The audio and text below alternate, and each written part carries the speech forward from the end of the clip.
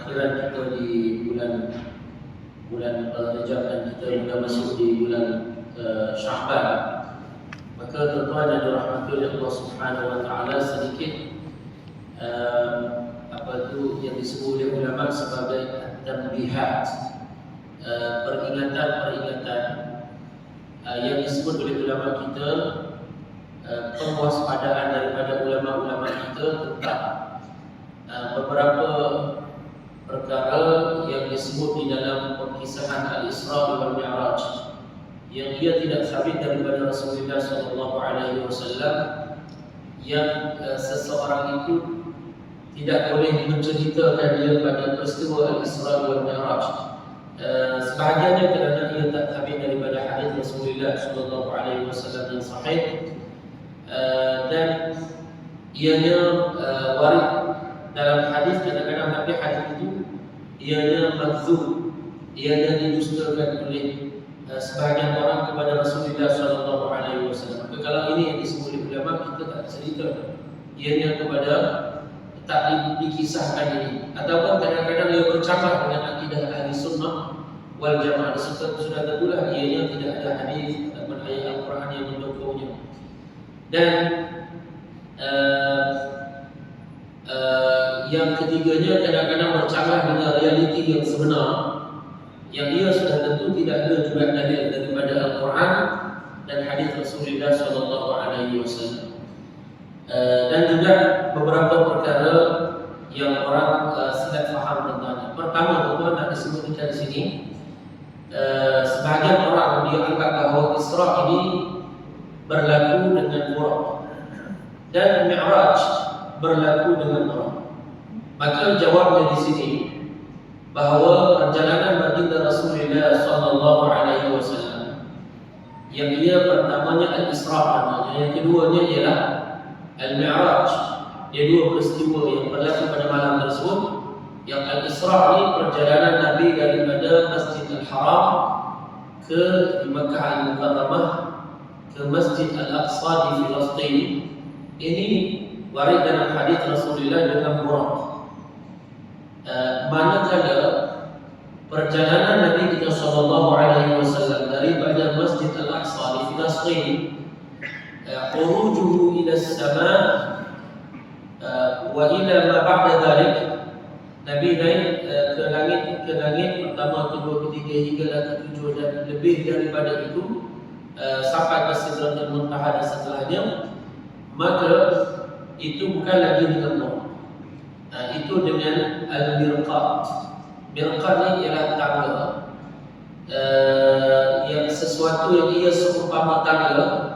Satu tangga yang emas, kemudian perak, emas perak, dan tangga ini dinaikkan melaluinya ruh-ruh orang mukmin apabila mereka meninggal. Maka roh-roh orang mukmin yang diangkat ke langit syurga, maka diangkat melalui tangga yang ia namanya Al-Mirqat. Ia seumpama tangga lah, emas perak, begitu. Jadi perjalanan Al-Isra itu ialah dengan Buraq, dan Buraq ini, perjalanan ini memang disebut dalam hadis, antaranya hadis Al-Baihaqi daripada Shaddad bin Aus, yang mana baginda Rasulullah menyebut setelah waktu Isya, Nabi di Makkah Al-Mukarramah, dan Nabi setelah salat Isya dengan sahabat baginda SAW, Nabi kata, wa atani Jibril alaihi salam bidabbatin bayda, datang kepada saya Jibril dengan bawa satu binatang ni untuk tunggangan, berwarna putih, fawqal himar, lebih besar daripada himar, wa dunal baghal, lebih kecil daripada baghal. Jadi seumpama kuda lah, tapi dia lebih kecil daripada himar, keldai, dan lebih besar daripada baghal. Baghal ni dia bercukat di antara kuda dan juga himar, maka disebut dia dengan baghal. Maka tuan-tuan yang dirahmati oleh Allah, warid dalam hadis yang sama bahawa apabila dia bertolak, dia melangkah, dia melangkah pada penghujung penglihatan mata dia. Maknanya manakah paling akhir tempat yang dilihat oleh mata, hujung tempat yang dilihat oleh mata, langkah dia sampai di situ. Sangat jauh langkah dia.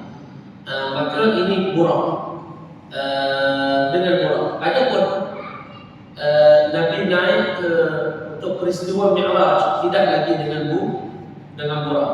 Itu dengan firqah. Ini satu perkara yang kita nak sebut dekat sini. Yang kedua, iaitulah Al-Isra' ia sabit dengan dalil nas daripada Al-Quran, daripada nas hadis yang sahih, dan nas dia sahih, jelas, nyata, dan tidak boleh ditakwilkan kepada yang lain. Peristiwa Al-Isra' ini betul-betul berlaku, dan kata ulama kita wajib mempercayainya. Berkhabaran tentang Al-Isra' ini mewaris dalam hadis Rasulullah dalam Quran. Ada surah yang namanya Suratul Isra'. Macam mana boleh nak mengingkarinya? Ada surah namanya Al-Isra'. Dan ayat yang pertama jelas menyebutkan tentang peristiwa ini. Subhanalladzi asra bi'abdihi.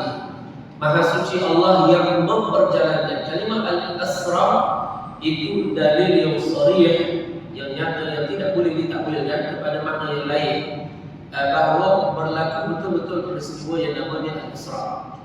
Maka oleh kerana ia warid dalam hadis yang warid dalam Al-Quran dengan nas yang sahih, yang nyata, yang tidak boleh diterima takwilan, maka kalau ada orang kata tidak berlaku Al-Isra' walaupun dengan bergurau, maka dia murtad. Kenapa? Kata ulama, inna man ankara Al-Isra' faqad kadzdzaba Al-Quran. Orang yang dia menafikan peristiwa Isra' yang berlaku, maka dia telah mendustakan Al-Quran.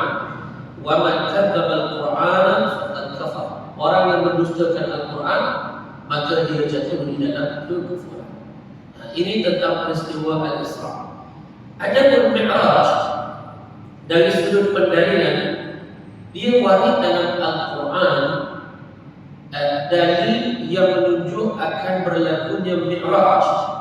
Tetapi dalil ini dia disebut di dalam Al-Quran tidak dinaskan dengan nas yang sharih, tidak dinaskan dengan nas yang sharih. Tetapi nas yang warid itu hampir kepada sharih, tak sampai ke darajat sharih nyata, tapi hampir kepada nyata. Misal contoh firman Allah Ta'ala dalam surah An-Najm. Allah berfirman, وَلَقَدْ رَآهُ نَزْلَةً أُخْرَى. Nabi Muhammad melihat Jibril buat kali yang kedua. Pertama Nabi lihat di Bukit Ajiat Jibril dengan rupa bentuk yang asal. Kali kedua pada malam Mi'raj. Dan di mana lihat Jibril pada malam itu dengan rupa bentuk yang asal? Inda Sidratil Muntaha. Di Sidratil Muntaha, berhampiran dengan pokok Sidratil Muntaha yang akarnya di langit yang ke-6, hujungnya yang Nabi lihat itu di langit yang ke-7. Maka dilihat di Sidratil Muntaha. Maka di sini kata ulama, kalau orang itu dia kata tidak berlaku Mi'raj sahaja, dia mengingkari berlakunya Mi'raj ini, Nabi dinaikkan ke langit, dan dia tak tahu bahawa Sidratil Muntaha itu yang Nabi lihat Jibril, Sidratil Muntaha itu di langit, dia tak tahu bahawa Sidratil Muntaha itu di langit. Orang ini fasik, dia tak jatuh ke akal. Tapi kalau dia tahu bahawa Sidratul Muntaha itu tempat dia di langit, akarnya di langit yang ke-6, dan pohonnya itu di langit yang ke-7, Nabi lihat yang di langit yang ke-7, maka dia jatuh di dalam kekufuran kerana peristiwa ini hanya berlaku pada malam Mi'raj. Maka ini disebut oleh ulama kita supaya kita ambil berat tentang isu mengingkari dua kejadian ini yang dia berlaku pada satu malam. Satunya Al-Isra', yang keduanya ialah Al-Mi'raj. Yang ketiga, iaitulah dari sudut kejadian ini, ia berlaku kata ulama dengan kesepakatan, dengan tanpa ada khilaf di kalangan ulama salaf dan ulama khalaf. Tidak ada khilaf, dan ini ijma'nya kata ulama. khilaf ulama lah. No, ini sepakat ulama bahawa peristiwa Al-Isra ini dia berlaku dengan roh dan juga jasad. Ini bukan buayan mimpi, bukan dia berlaku dengan roh. Kalau tak, why kamu namakan ini sebagai keajaiban dan dia mukjizat? Maka ia keajaiban kerana dia berlaku roh dan juga jasad. Kalau dia mainan mimpi dan dia adalah hanya berlaku bukan dalam keadaan Nabi sedar, maka sudah tentu ini dia bukan jadi keajaiban Al-Isra wal Mi'raj. Maka ini adalah satu peristiwa yang menunjukkan keajaiban pada malam tersebut, yang ia berlaku secara mukjizat, berlaku dengan cara mencari adat. Tak boleh kamu kiaskan perjalanan ini dengan perjalanan kamu daripada Kuala Lumpur ke Mekah, ke Kelantan, ke Terengganu ke. Tak boleh kiaskan kamu dengan perjalanan ini, kerana kamu bukan Nabi dan kamu bukan bentuk orang yang disokong dengan mukjizat. Adapun Rasulullah ini, ia orang yang Allah Ta'ala sokong dia dengan mukjizat. Dan mukjizat ialah amrun khariqun lil 'adat, perkara yang mencari adat, yang ia berlaku kepada orang yang klaim dirinya sebagai Nabi, dan ia tidak boleh dicabar seperti ini. Kalau hari ini kita minta kamu diperjalankan dengan cara ini, boleh ke?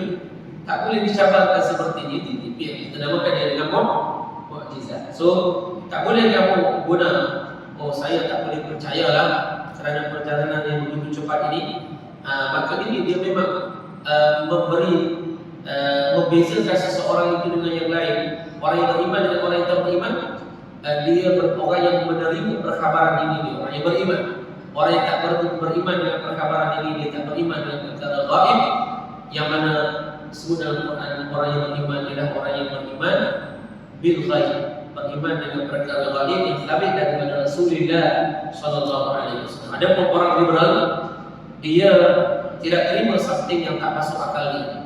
Macam mana nak masuk akal perkara yang mencari adat, menghidupkan orang yang mati, itu mencari adat tak? Mencari adat. Maka bagi liberal ini tak boleh terima ini. Bagi tidak boleh ayat Al-Quran yang ada pada hari ini tak boleh dicabar dengan mana bahasa. Bagi orang liberal tak boleh diterima ini. So, semua perkara yang mukjizat itu memang dia mencari adat. Kalau kamu kira nak kiaskan dengan orang lain, dengan manusia yang biasa berlaku baginya peristiwa-peristiwa itu tak boleh, kerana ini peristiwa mukjizat. Kemudian bila kita sebut dia berlaku dengan roh serta jasad, dan ini pendapat yang benar, ini adalah pendapat Ibnu Abbas, ini pendapat Jabir, Anas bin Malik, Umar Al-Khattab, Sayyidina Umar radhiyallahu anhu, Sayyidina Umar bin Al-Khattab. Juga ini pendapat Hudzaifah, ini di kalangan sahabat-sahabat Rasulullah yang menerangkan tentang perkara ini. Dan di kalangan ulama salafus salih, Imam Ahmad bin Hanbal dan juga imam-imam yang lain mengisbatkan berlakunya Al-Isra wal Mi'raj, dan termasuk ulama salaf zaman dahulu Al-Imam Al-Tabari menyatakan tentang sabit yang ini berlaku secara roh dan juga jasad. Dia bukan ia buayan mimpi dan ia berlaku dalam keadaan Nabi tidak sedar, tidak. Adapun ketika Rasulullah berada di rumah Ummul Hani, Rasulullah sallallahu alaihi wasallam sedang tidur. Naam, di antara Hamzah dan juga Ja'far, sepupu Nabi sallallahu alaihi wasallam, sepupu Ummu Hani. Ja'far sepupu Nabi sallallahu alaihi wasallam dapat saudara dia Hamzah. Maka Ummu Hani itu sepupu perempuan bagi Rasulullah sallallahu alaihi wasallam. Jibril datang dan Jibril buka atap tanpa berguguran apa-apa daripada. Di sini setengah riwayat kata Nabi dibawa jasadnya daripada situ, dibawa oleh Jibril tanpa orang lain menyedari keadaan Nabi sallallahu alaihi wasallam, dan tak jatuh apa-apa daripadanya sampai ke Kaabah. Baru dikejutkan Rasulullah dan berlaku pembedahan dada Rasulullah di sini. Dan ada riwayat kata tak bahawa Nabi sallallahu alaihi wasallam terus dikejutkan dan perjalanan itu daripada sini dalam keadaan sedar. Tapi setengah ulama kata dia tidur di awalnya, kemudian sampai di Kaabah Nabi dikejutkan. Dan perjalanan itu ialah dalam keadaan Rasulullah secara bukan dengan buaya mimpi, bukan. Nah, ini dengan ijma ada